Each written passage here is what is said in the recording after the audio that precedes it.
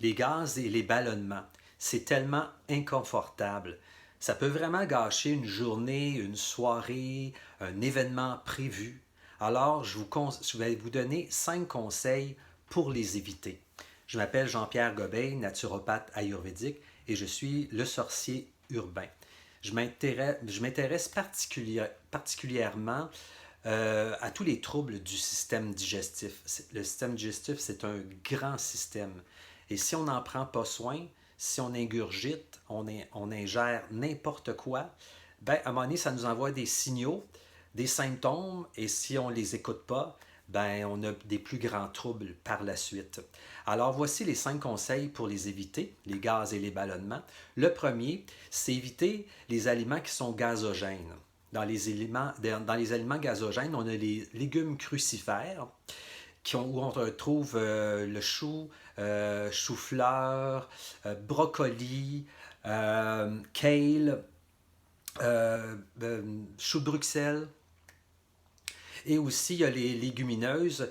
Quand je dis les légumineuses, ce n'est pas toutes les légumineuses, surtout les plus grosses légumineuses comme les fèves rouges, les pois chiches, les fèves edamame. Alors, celles-là, c'est préférable de les éviter. Deuxième conseil que je vous donne, c'est d'introduire dans vos aliments, dans vos repas, des plantes carminatives. Quand je parle de plantes carminatives, c'est des plantes qui vont aider à éliminer les gaz. Dans ces épices-là, vous avez le cumin, vous avez la coriandre, vous avez le fenouil, vous avez la cardamome. Alors, vous ajoutez ça en poudre dans vos aliments.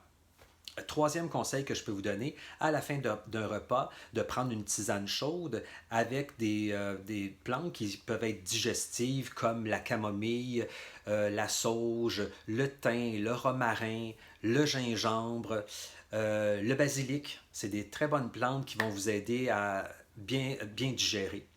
Quatrième conseil que je vais vous donner, c'est de ne pas trop manger. Souvent, on mange trop. C'est mieux de se garder une petite faim. Et puis, si on divise l'estomac, je dirais en 4 parts, ce qui serait important, c'est de garder 2 parts de nourriture solide, une part qui est le liquide et l'autre part de vide. Comme ça permet à l'estomac de bien digérer, de bien malaxer tout ça, la nourriture que vous allez ingérer. Sinon, ça fait un trop-plein, puis quand on se sent trop-plein, c'est difficile après de bien digérer.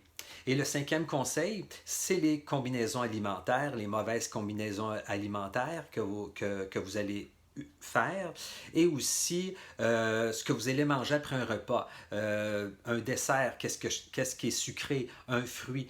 Tous les sucres que vous allez ajouter après un repas vont fermenter et vont créer des gaz et des ballonnements. Alors, voici les 5 conseils. Premier conseil, si je résume, c'est d'éviter les aliments gazogènes. Deuxième, de privilégier les épices qui sont carminatives. Troisième, de prendre des tisanes après un repas, des tisanes qui sont digestives. Quatrième conseil, de ne pas trop manger. Et cinquième conseil, de faire attention à vos combinaisons alimentaires et surtout d'éviter d'ajouter du sucre après un repas. Si cette vidéo vous a plu, vous pouvez cliquer sur j'aime et la partager. Et aussi, en dessous, vous avez un lien qui vous mènera à mon guide gratuit sur les 10 plantes incontournables pour soulager les troubles du système digestif.